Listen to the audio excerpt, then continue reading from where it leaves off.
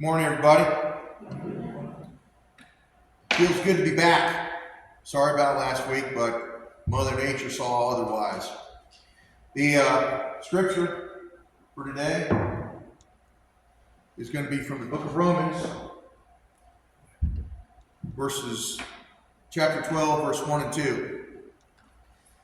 I appeal to you, therefore, brothers, by the mercies of God, to present your bodies as a living sacrifice, holy and acceptable to God, which is your spiritual worship. Do not be conformed to this world, but be transformed by the renewal of your mind, that by testing you may discern what is the will of God, what is good and acceptable and perfect. I heard something last week that caught my attention.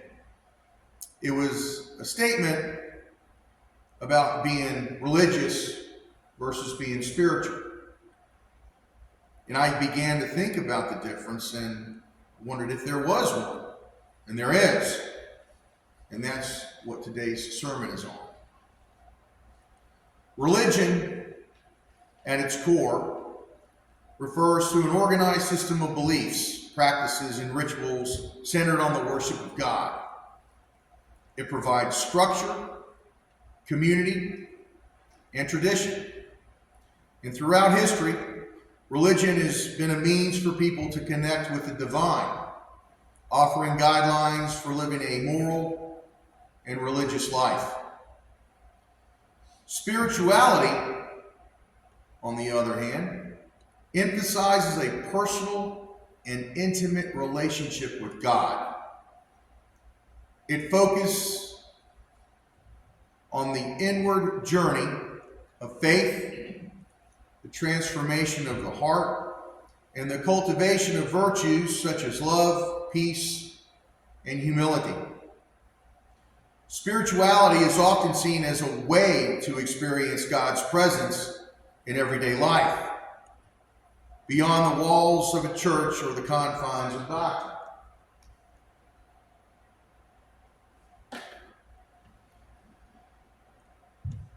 Both religion and spirituality are vital aspects of one's faith. Yet they can diverge if one becomes overly focused on rules without relationship or on emotion without accountability.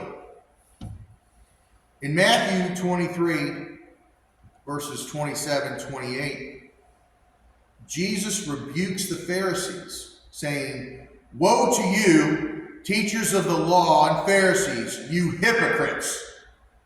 You are like whitewashed tombs, which look beautiful on the outside, but on the inside are full of bones of the dead and everything unclean. In the same way, on the outside you appear to people as righteous, but on the inside you are full of hypocrisy and wickedness." And how many times have we heard that it's what's on the inside that counts, not what you see on the outside? The Pharisees were deeply religious, meticulously observing laws and rituals, pomp and circumstance. Yet their hearts were far from God. Their religion lacked the humility and love that spirituality demands. This serves as a reminder that religion without a genuine connection to God can lead to pride, judgmental attitudes, and spiritual stagnation. I know best. You do what I say. That's how this works. No, that's not how it works. Your relationship with God is the most important thing you can ever have. When you get that connection, nothing else matters, because you know you're where you need to be and you're being guided by the divine. Again, in Matthew chapter 6, verses 1-8, it states, "Beware of practicing your righteousness before other people in order to be seen by them. for then you will have no reward from your Father in heaven. Thus, when you give to the needy, sound no trumpet before you, as the hypocrites do in the synagogues and in the streets, that they may be praised by others. You do it because it's the right thing to do. You don't do it to get recognized. At the very least, the only recognition you need is from the man upstairs. That's why we do it. Not to be praised and lauded by, oh, what a wonderful person you are. You did such an amazing thing. God bless you. Thank you. I appreciate that. I'm no better than anybody else, but I do my best. No, none of that. You just say, hey, it's the right thing to do. And I did it because God is with me. But when you give to the needy, do not let your left hand know what your right hand is doing, so that your giving may be in secret. And your Father who sees in secret will reward you. And when you pray, you must not be like the hypocrites, for they love to stand and pray in the synagogues and on street corners, that they may be seen by others. Truly, I say to you, they receive their reward. And there are many churches that profess religion is the key element to gaining access to God. Having religion is important as it guides us to stay disciplined in our faith. Yet, the essential part of that journey is our relationship with God, the spiritual connection that is the key to everything.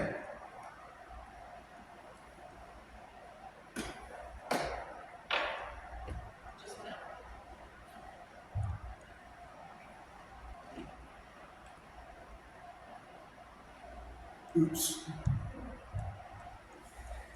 In John chapter 4, verse 23 to 24, it states, "But the hour is coming, and is now here, when the true worshipers will worship the Father in spirit and in truth, for the Father is seeking such people to worship him. God is the Spirit, and those who worship him must worship in spirit and truth." Last night, we had movie night. And for those of you that didn't know, every third Saturday, we have movie night here at the church. And right now, we're doing the Left Behind series. And in that movie, the rapture happens. People just are gone. Their clothes are there. And everyone else that's left behind doesn't understand what happened. Well, those are the people that had that spiritual relationship with God. They knew what their purpose was, and they stayed true to God. They weren't perfect, but they knew that he was the way, the truth, the light, the answer. And those that were left behind, day of reckoning. Now they tried to say, well, it was radiation from the nuclear test that those people just vanished and disappeared. Nonsense. It was all nonsense. Those people were gone. Kids, the adults that left, boom. They were granted their reward. And everybody else, well, they were left to deal with the aftermath, if you will. And sometimes, when bad things happen to people, they see the light and they're directed. We worship together, we praise together, and being a church family reassures us when we have doubts and concerns.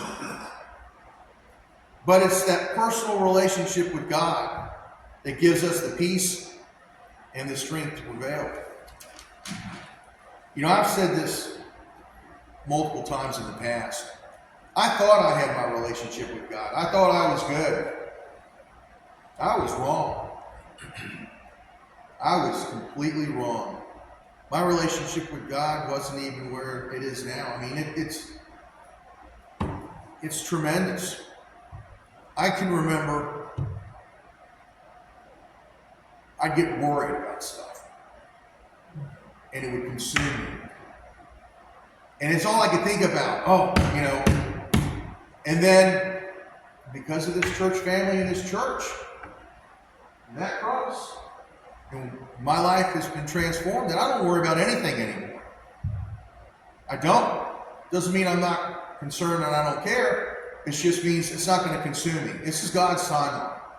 Whether I like it or not, I have to accept what happens. Now, I can personally be a change. You know, we don't need to just sit back on our laurels. We just need to continue to do the work of God to make a difference. But yeah, my relationship, I'm more spiritual now than I ever was. And I'm grateful for that. That verse in John states that Jesus emphasizes that genuine worship is not confined to a specific location or ritual. Instead, it flows from a heart that is aligned with the Spirit of God. Our religion provides a framework, if you will, for faith. Spirituality brings it to life. The two, religion and spirituality, are meant to work with each other. And here are some things to consider to bring the two together in your life. One, focus on your relationship with God over the ritual. Remember, the greatest commandment that Christ gave was to love the Lord your God with all your heart, strength, soul, and mind, and to let those principles guide you in your religious practice. Embrace the Holy Spirit. Well, how do I do that? Well, it states in Galatians that the fruit of the Spirit is love, joy, peace, patience, kindness, goodness, faithfulness, gentleness, and self-control. Basically, grace. A spiritual life is marked by those qualities which grow as we yield to the Spirit. We find that things are greater than ourselves, and we allow that to grow. Live out your faith. In the book of James, it's declared that faith without works is dead.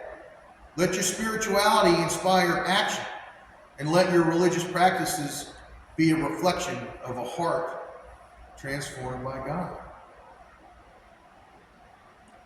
It's so simple, but yet extremely difficult to just sit back and trust God and have the faith that He's with us, and to be able to take the strength and courage that we get from that to act and do our ministry. We don't have to think too much about it. Have you ever been told you're thinking too much about it? Just do it. And sometimes our thinking prevents us from doing what we know we should do. We have the power and the ability to be a light, a bright light in a world that seems to be growing darker. See that?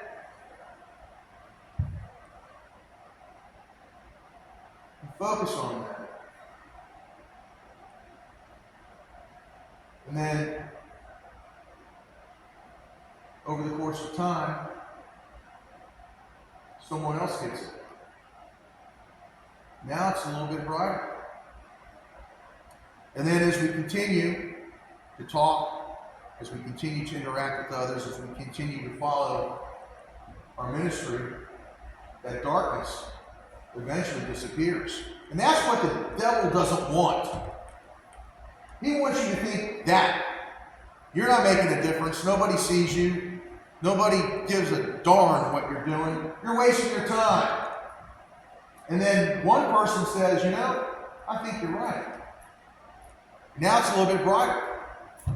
And then over the course of time, that's the impact that you can have. That's what I mean by saying plant the seed, God will do the rest. We don't have to see the results. We just have to give them the purpose. Plant that seed. And over time, it'll come to harvest. That's having trust and faith in God and knowing that we are working on His behalf as Christian soldiers. I'm sure at one time in our lives we had that friend we knew, no matter what, would be there for us. Remember the strength and resolve that gave you, knowing that, well, there's one person I know that'll come to my aid if I need it. It's no different with God. That's exactly how it is with God. Now, sometimes we do things we don't think we can do. Got a story. When I was in 7th grade, a friend of mine was being bullied by some of the other boys. And, that's just how it is back then. And I was an average kid. When it came to school, I didn't have any real leadership qualities at that time. And I was viewed as just an average Joe, if you will. Well, on this particular day, we were walking. It was outside for recess. And these 3 or 4 boys were razzing my friend pretty hard.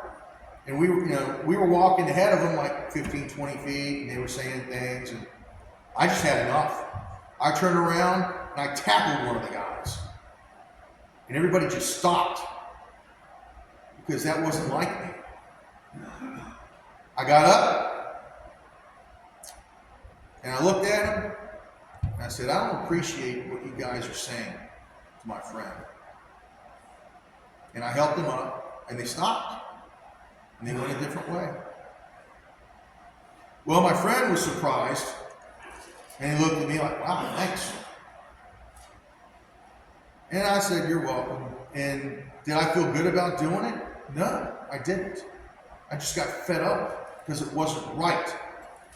And I look at that as rattling the cage, if you will. And I'm sure there are moments that we've all surprised ourselves by doing something that is out of our norm, not a part of our character. And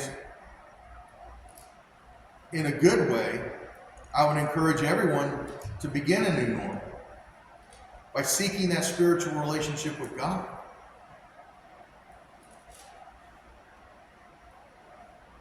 You will begin to worry a lot less, and your faith will strengthen, and you will be more ready for what happens in life, expected and unexpected.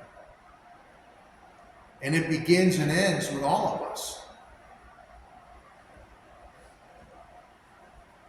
I believe that when we have that relationship with God, we begin to have our own experiences in this world that are prompted by the strength of our faith and our relationship with Him.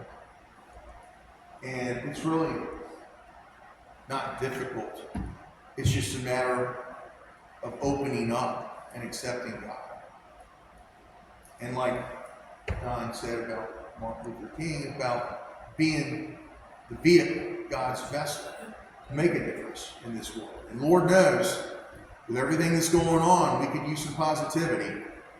And maybe just by being that kind, graceful Christian, that could make all the difference for somebody who's having a challenging moment.